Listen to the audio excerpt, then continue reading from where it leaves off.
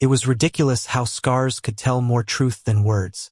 I learned that the night I saw Ethan shirtless for the first time, standing under the flickering porch light, his body mapped with lines he never spoke about. He caught me staring, and instead of pulling away, he met my gaze with a challenge, like daring me to ask. I didn't. I just swallowed the question and felt something sharp twist in my chest. He lived across the street, the boy who moved in 3 months ago and already carried himself like he'd seen more wars than our whole town combined. People whispered about him, about the late-night sirens, the bruises he sometimes tried to hide, the way he never stayed long in one place. But I didn't care about rumors. I cared about the look in his eyes when he thought no one was watching, like he was trying to hold the entire weight of his world together with trembling hands. And God, I wanted to touch those scars. Not because I wanted to know where they came from, but because I wanted him to know he wasn't alone anymore. The first time we really spoke, was in the parking lot of the diner after my late shift. The neon sign buzzed above us, casting the night in pink and blue, and Ethan leaned against his old pickup like he was waiting for something. Or maybe someone. "You work too late," he said, like it wasn't the first time he'd noticed. I raised an eyebrow. "You watching me, Ethan?" He smirked, and it was the first crack in his armor I'd ever seen. Maybe. Or maybe I just don't sleep much. There was something in his voice, half a joke, half a confession, that made my chest ache. I wanted to say something comforting, but instead, I leaned against his truck and pretended like the world wasn't spinning faster than it should have. "You planning to stand here all night? Or you gonna offer me a ride home?" I asked, grinning. He gave me a long look, one that felt like he was trying to decide if I was worth the risk. Then he unlocked the passenger door. That was the start. Our friendship, or whatever the hell it was, built itself in silence more than words. Nights spent driving with no destination, the radio low, windows down, the kind of quiet that wasn't awkward but heavy with things unsaid. Sometimes he'd let me see pieces of him, the way his hand shook when a cop car passed, the way he froze when someone slammed a door too hard, the way he traced one particular scar on his forearm absent-mindedly, as if it was a reminder of something he couldn't forget. I didn't push. Not at first. But God, it was killing me, the need to know, the need to make him trust me enough to let me in. One night, parked by the lake where the town lights couldn't reach, I asked, "Ethan, who hurt you?" The silence that followed was suffocating. His jaw clenched, his knuckles white against the steering wheel. For a moment, I thought he'd throw me out of the truck. Instead, he whispered, almost too low to hear, "Everyone," and I didn't say a word after that.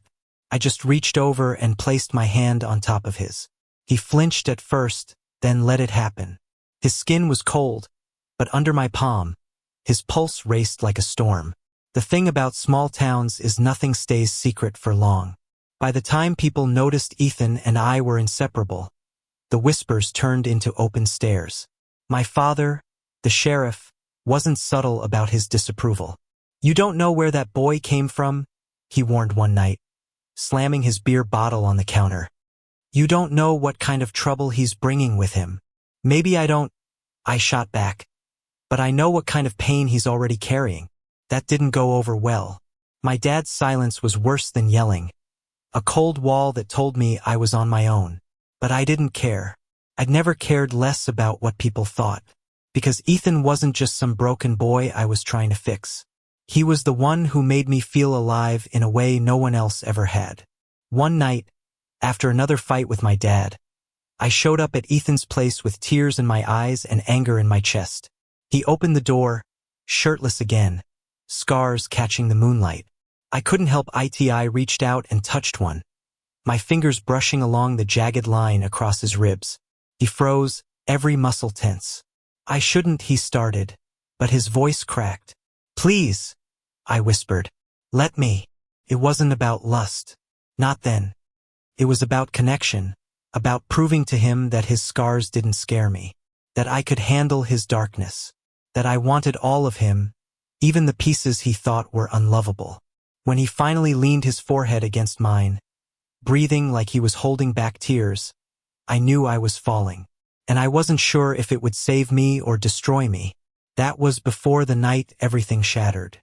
Before the past, Ethan was running from caught up to him in the worst way possible. And it all started with a knock at his door.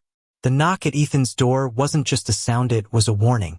A deep, deliberate pounding that made his whole body stiffen, like prey recognizing the footsteps of its predator. I was sitting on the couch, still trying to process the way his scars had felt under my fingertips minutes earlier. He froze mid-step, turned to me, and whispered, "Don't say a word. Don't move." His voice was sharp, clipped, a soldier's command. My pulse kicked up, and instinctively I obeyed. The knocking came again, louder this time. Then a man's voice, "Ethan, we know you're in there. Open up." Something in Ethan's face cracked. His jaw locked, his shoulders trembled. He wasn't just scared, he was terrified. I had never seen him look like that before. He glanced at me, and in that moment, his eyes weren't haunted, they were pleading. "Ryan," he hissed, "please, just trust me. Stay quiet." When he opened the door, two men stood on the porch. Both older, leather jackets, the kind of men you knew carried guns without needing to check. Their faces were hard, carved by a life spent chasing trouble or creating it. One of them, taller with a jagged scar across his cheek, smirked. "Been a long time, kid." Ethan didn't flinch, but I saw his hands shake at his sides. "You shouldn't be here." "Funny. That's what your old man said before things went south." The man stepped closer, his boots heavy on the porch. "You think you can just disappear? Leave it all behind? It doesn't work like that." My stomach dropped. His old man? This was about Ethan's family? "I told you I'm done," Ethan said, his voice low but steady. "Whatever business you had with him, it died with him." The man's smirk widened. "See, that's the problem. Debts don't die. And you, Kitty, the only thing left to collect on." I didn't even realize I had stood up until Ethan's hand shot out, stopping me from stepping closer. He didn't turn around, just pressed his palm against my chest like a silent order. "Stay back." The man noticed. His gaze shifted past Ethan and landed on me. His eyes narrowed. "Who's this?" "Your boyfriend." The word hung in the air like poison. Ethan stiffened, but he didn't deny it. Didn't push me away. He just stood there, blocking me with his body, as if that answer alone might get me killed. "Cute," the man sneered, "but dangerous. You're making friends you can't afford, kid. I'd watch your back if I were you."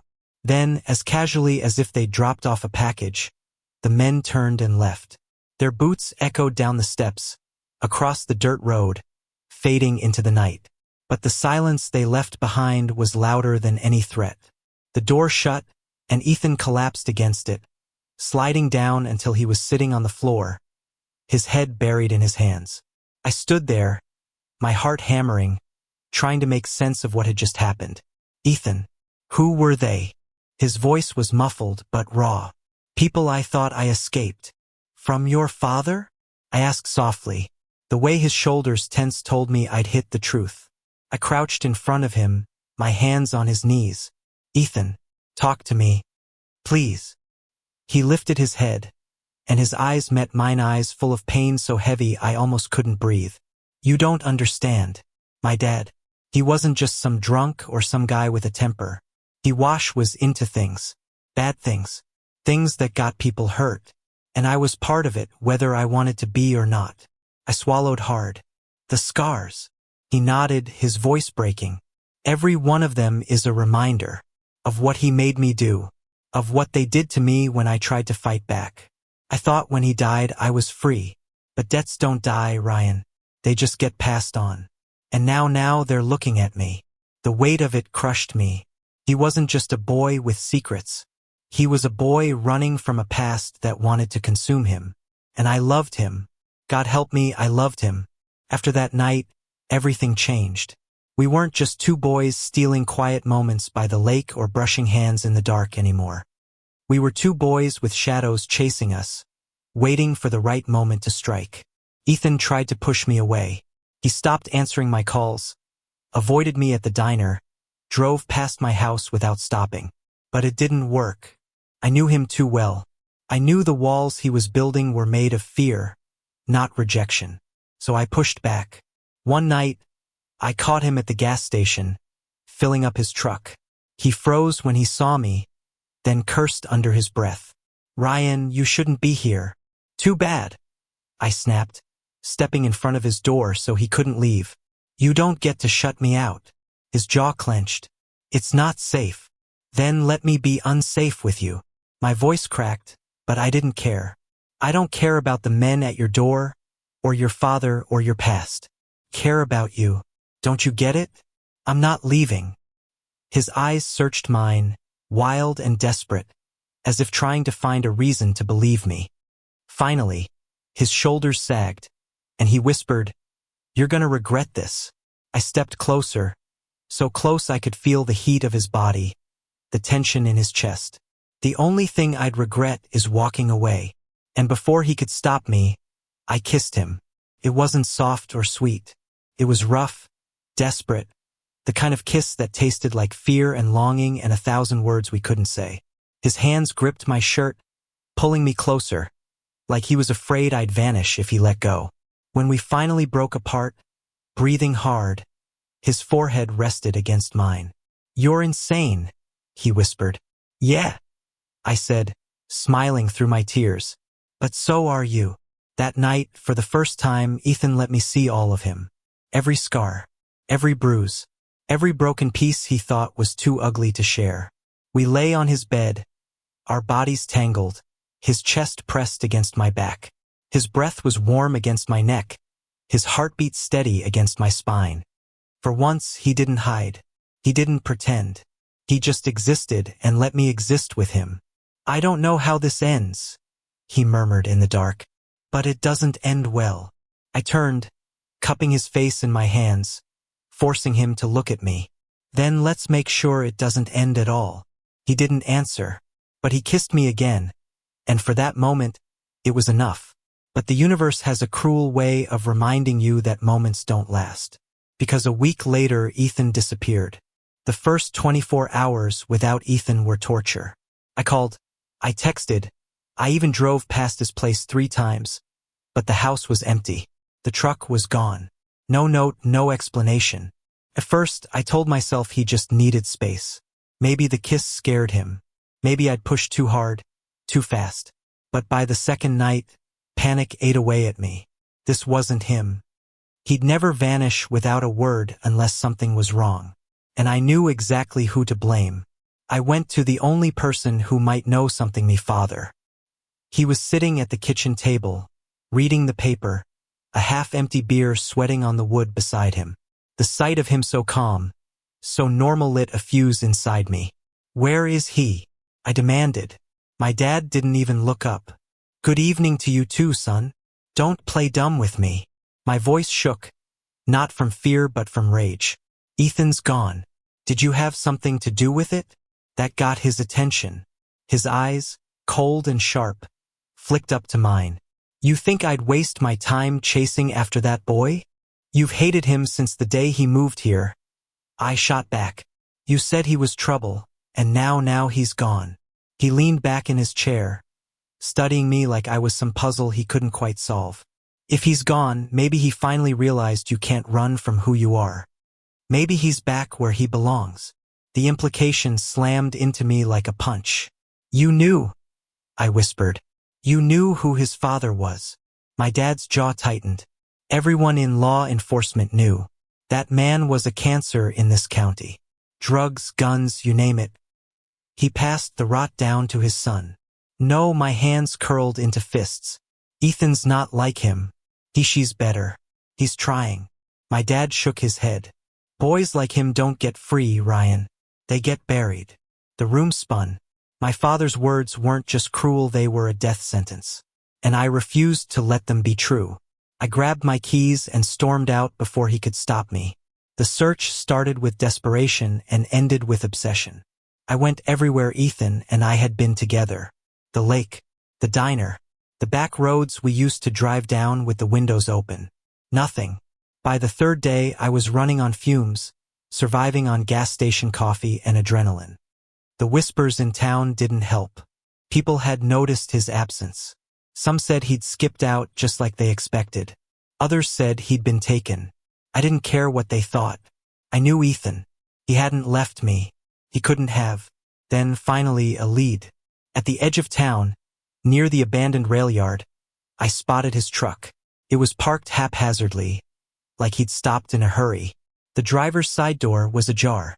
My stomach dropped. I ran to it, my hands shaking as I yanked the door open. The inside smelled like hymn cigarettes and leather and something darker I couldn't name. But the cab was empty. On the passenger seat, though, was something that made my blood run cold. A smear of blood. Not a lot. Just enough to know someone had been hurt. I stumbled back, my breath ragged. Ethan. I called the sheriff's office. My dad showed up 20 minutes later, lights flashing, expression unreadable. "You shouldn't be here," he said. "I found his truck. He's hurt. We have to do something." He crouched, inspecting the blood, then glanced at me. "This doesn't prove anything. Could have been old." "Old? Dad, it's fresh. Look at it." My voice cracked. "Why won't you help him?" He straightened, his face like stone. "Because helping him might mean digging up things this town buried a long time ago. And maybe that's best left buried." I stared at him, horror blooming in my chest. "You'd really let him die? Just because you hate who his father was?" My dad didn't answer. He just walked back to his cruiser. Something inside me broke. If my father wouldn't save Ethan, I would. Even if it killed me. The next night, I followed a hunch. I remembered what the men at Ethan's door had said, that debts didn't die. That meant they wanted something. Money, power, control. And if they couldn't get it from his father, they'd get it from him. Where would men like that go? Somewhere abandoned. Somewhere quiet. Somewhere no one would look. The rail yard. The place was a graveyard of steel and rust. Train cars sat abandoned on broken tracks, graffiti covering their sides, glass crunching under my boots. My flashlight cut through the darkness, my heart hammering so hard I thought it might give me away. I almost missed it at first, the faint glow leaking from a boxcar at the far end. My chest tightened. Voices. I crept closer, pressing myself against the cold metal, straining to listen. "Kid's tougher than he looks," one man said, his tone amused. Another voice, low, broken, and achingly familiar, muttered, "Go to hell, Ethan." My breath caught. I peered through a crack in the door. Inside, Ethan was tied to a chair, his face swollen, lips split, a bruise blooming along his jaw. His shirt was ripped, exposing more scars I hadn't seen before, new ones, raw and angry, carved into his skin by fists or worse. He was barely upright, but his eyes burned with defiance. "Leave him alone." The words tore out of me before I could stop them. The men turned, startled, and then everything exploded. I yanked the door open, charging in like I had a chance in hell against two men twice my size. One swung at me, and I ducked, adrenaline fueling me. My fist connected with his ribs, but it was like punching stone. Pain shot up my arm. The other man grabbed me by the collar, slamming me against the wall. "Stupid kid," he snarled. But before he could hit me, Ethan surged forward, chair and all, ramming into him. The impact sent them both crashing to the floor. "Run!" Ethan shouted, his voice hoarse. "No!" I staggered back to my feet. "I'm not leaving you." We fought like cornered animals, me throwing wild punches, Ethan using whatever strength he had left. It wasn't enough. The men were too strong, too prepared. And then sirens. The boxcar lit up with red and blue. My father's voice boomed through a megaphone. "Sheriff's Department. Drop your weapons." The men cursed, panicking. One bolted through the back, the other scrambled after him. Within seconds, the boxcar was empty except for me and Ethan. I turned to him, shaking, gasping for air. Ethan, oh my God, he was bleeding, bruised, barely conscious. But when our eyes met, he managed the faintest, broken smile.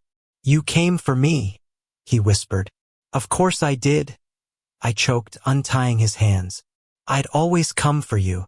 And as the sirens wailed outside and the world closed in, I held him. I held him like I'd never let go. The hospital smelled like bleach and fear. I hated it. I hated the way the machines beeped steadily, reminding me Ethan was alive but barely. I hated the way nurses whispered when they passed his room, like his presence was a story too heavy for daylight. I hadn't left his side since that night at the railyard. My father had tried to send me home, tried to play the sheriff instead of the dad he hadn't been in years, but I refused. If Ethan woke up, I needed him to see me there. 3 days passed before his eyes finally opened. I'd been dozing in the chair, my hand still clutching his, when I felt him stir. I shot up, heart hammering, just as his gaze fluttered to mine. "Ryan," he rasped, voice raw. I squeezed his hand tighter. "I'm here. I'm not going anywhere." For a moment, he just looked at me, like he wasn't sure if this was real. Then his lips curved into the faintest smile, and the tension in my chest snapped. "You're an idiot," he whispered. I laughed, choked and wet. "Yeah, but I'm your idiot." Recovery wasn't simple. His body was beaten, his spirit heavier than ever. But every day he let me in a little more. He let me make him laugh when the pain meds wore off. He let me hold his hand in the quiet hours when sleep wouldn't come. He let me see the boy underneath the scars, the boy who still believed, deep down, that he didn't deserve to be loved. That was the hardest part. Not the bruises or the cuts or even the nightmares. It was watching Ethan flinch every time I told him I loved him, like the words were bullets instead of bomb. One night, weeks later, we sat on the porch of his house.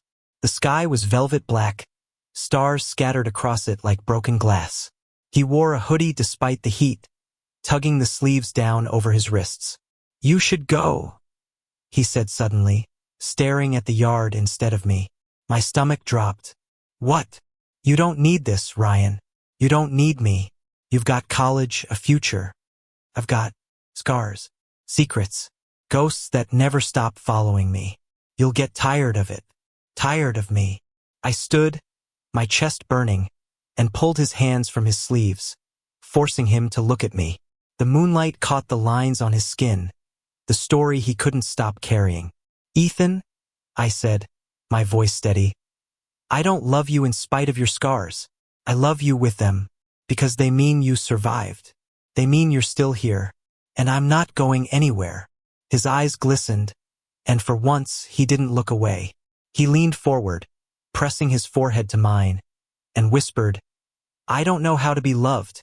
Then let me show you." Summer bled into fall. The town moved on, as towns do, pretending nothing had happened. My father never apologized, but he changed.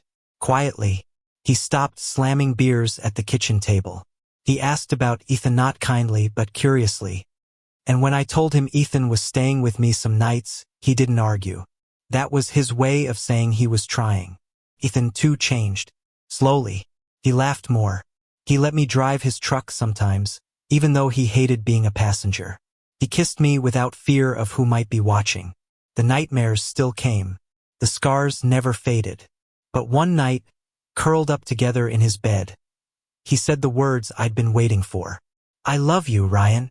It was quiet, broken, but it was real. I kissed him like it was the first time all over again, my hands cupping his face, my heart soaring. "I love you too, always." Months later, the first snow of winter fell. We stood outside, breath visible in the air, his hand in mine. "You ever think," he said, tilting his head toward the sky, "about how everything we've been through led to this? Like, maybe the universe was cruel, but at least it brought me to you." I smiled, squeezing his hand. "Maybe. Or maybe we were just stupidly stubborn enough to find each other anyway." He laughed, a sound that still felt like a miracle. And in that moment under the falling snow, his scars hidden but his soul finally free, I knew. No matter how much the past haunted us, no matter how many ghosts came knocking, we'd face them together. Because scars weren't the end of our story. They were just the beginning. Thank you for listening. If you find it interesting, please like and subscribe to follow the next stories.